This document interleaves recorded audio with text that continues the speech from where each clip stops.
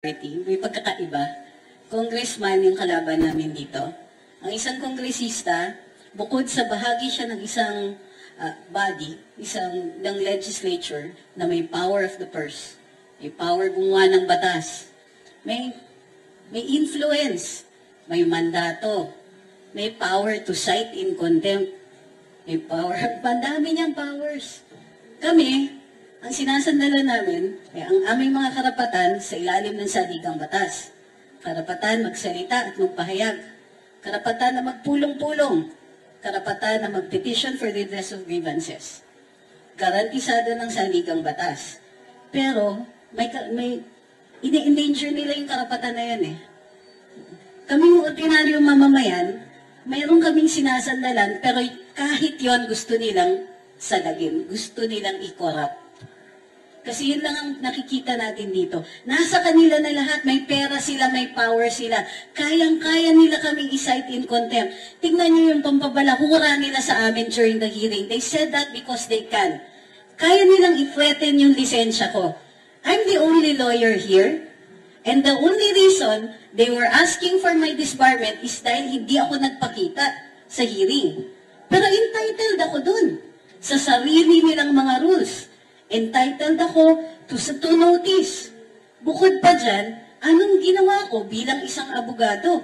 Kinwestiyon ko ang legalidad ng hearing na yon, which is my right as a citizen. Pero, isa sa usapan dun, pag-aralan natin paano natin ito padidisbar. And they said that in the safety of their parliamentary immunity. Bukod pa dyan, Paduano, Congressman Paduano. And then, Congressman Barbers also says, she's a lawyer. She should be advising her friends what to do. Tala, tinuruan mo pa ako? What about you, Mr. Barbers? You aren't a lawyer. Why do you presume to know what I can and cannot do? Baka gusto niyang i-look up yung ambulance chasing. But he said that because he can. No matter how uninformed. Stupid. Thank you, Mark. No matter how uninformed, diba? No matter how out of place, no matter kung paano siya makapanira, kaya niyang sabihin yun.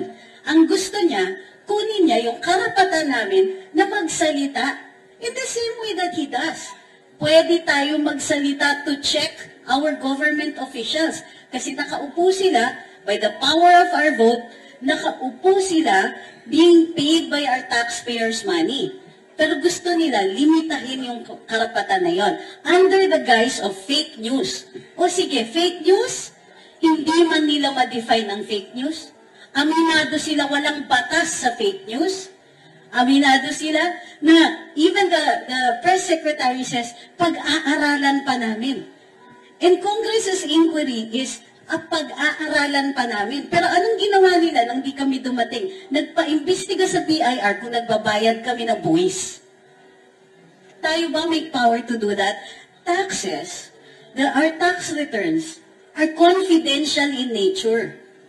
In the same way na pinakialaman ng mga kongresista ang COA reports tungkol kay Vice President Inday, na confidential habang hindi pa tapos yung pagsusuri, gayon ang ginagawa sa aming tax returns.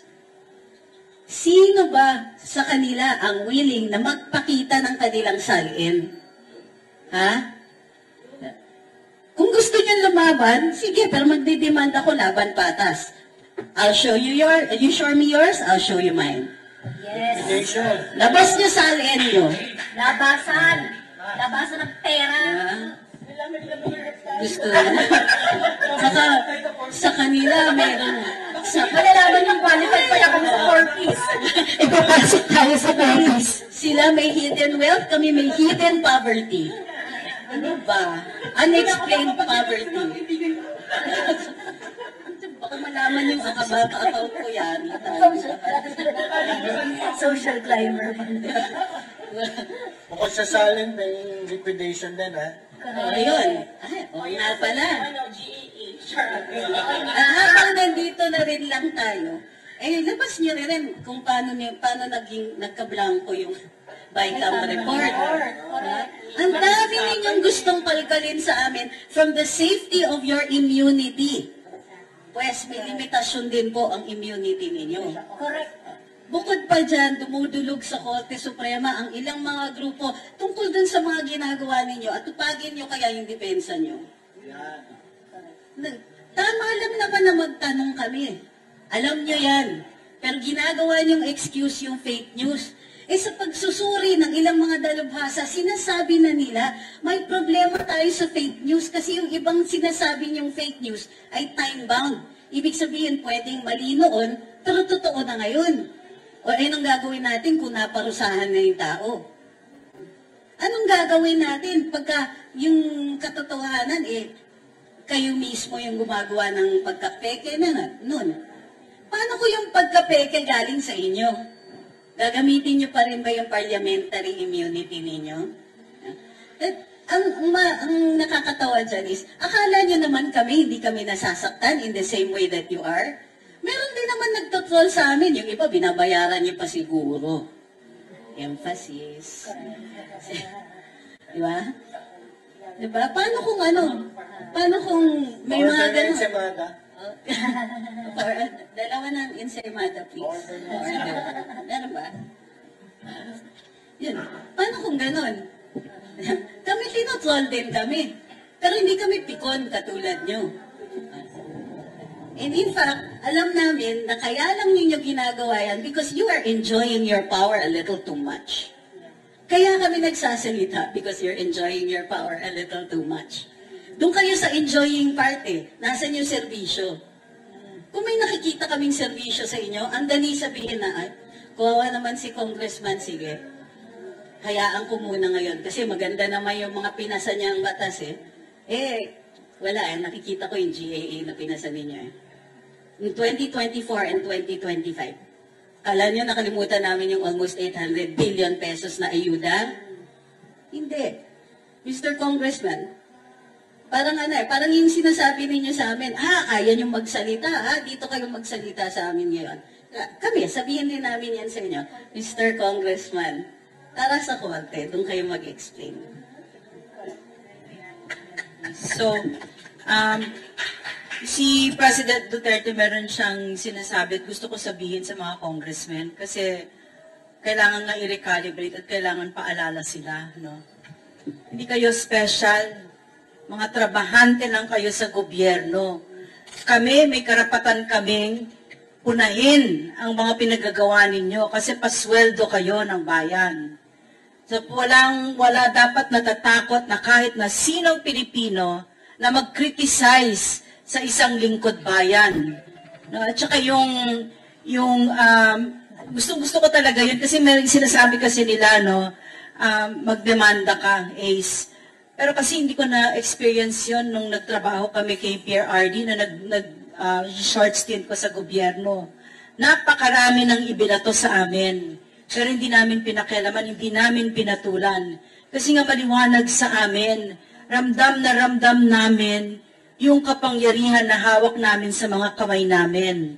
Konting kembot lang, marami nang pwedeng magandang mangyari sa Pilipino kapag ikaw ay nagsisilbi. At marami namang pwedeng masamang mangyari kapag ikaw ay abusado, arogante, magnanakaw. No? So, sa dinami-dami ng problema ng Pilipinas, ang pinag-aaksayan nyo ng panahon ay ang mga, vloggers, opinyon ng mga ordinaryong mamamayan. Diba? So, kasi I don't want to set a dangerous, that kind of mindset. No? Although it's true that pwede nyo kaming dalhin sa korte. Pero kasi ang pakiramdam ko, at saka yung saligang batas kasi, nilikha yan bilang proteksyon ng mga ordinaryong mamamayan sa gobyerno. Kasi ang gobyerno ay napaka-powerful. No? Kitang-kita natin ngayon, wini-weaponize ang Kongreso. Kahit ang PNP weaponized. Naramdaman ko yan nung nakita ko yung KOJC siege. Napakabigat ng kamay ng gobyernong ito sa ordinaryong mamamayan. Na yung mga karapatan namin na na very sacred, no? Nandyan dyan na sa saligang batas, kahit yun tinatanggal ninyo. So, dapat maliwanag sa mga lingkod bayan na hindi niyo dapat pinapatulan ang mga Pilipino. Dapat ang tingin niyo dyan, katulad ng pagtingin namin, nung panahon namin, inaaruga, pinagsisilbihan, minamahal. Hindi yung binababoy ninyo, tinatakot ninyo, pinapaiyak ninyo mga nanay. Diba? So, hindi kayo special ace barbers. Mga trabahante lang kayo sa gobyerno. And additional is, tigilan niyo ho kaming gamitin. Kasi ano na ho tayo, wag po tayo magpaka-plastic dito. Wag niyong pagtakpan yung mga mali niyo. Sagutin niyo yung GAA at saka yung BICAM. Wag niyong pagtakpan na ngayon, ang narrative ninyo sa gobyerno, ginagamit niyo pa ang pera ng bayan para siraan kami at para pagtakpan yung kamalian at katarantaduhang ginawa ninyo sa GAA at BICAM. Kaya kami ngayon, yung inyong nilalatag nyo dito sa harapan, yung naratibo ninyo is fake news. Ano po bang mas fake dun sa mga blanco sa BICAM? Sagutin niyo yan. Kasi kaban ng bayan yan at solduhan ho kayo ng mamamayang Pilipino. Wala ho kayong karapatang iwasan yan. At gawan niyo ng storya, yung katulad namin, at papalabasin niyo kami ang masama. Babalik ako, thinkers are doers. Ganyan kayo mag-isip kasi gawain niyo.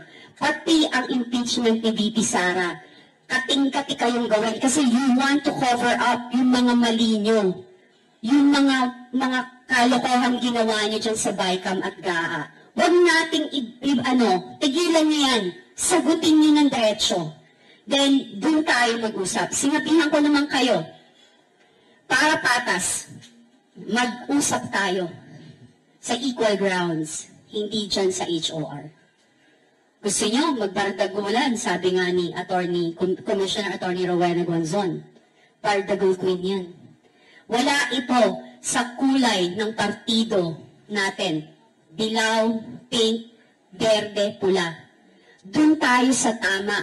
Ang naratibo dapat natin dito bilang mga leader ay para sa ikabubuti ng ating bansa at kapakanan ng mamamayang Pilipino. Salamat po.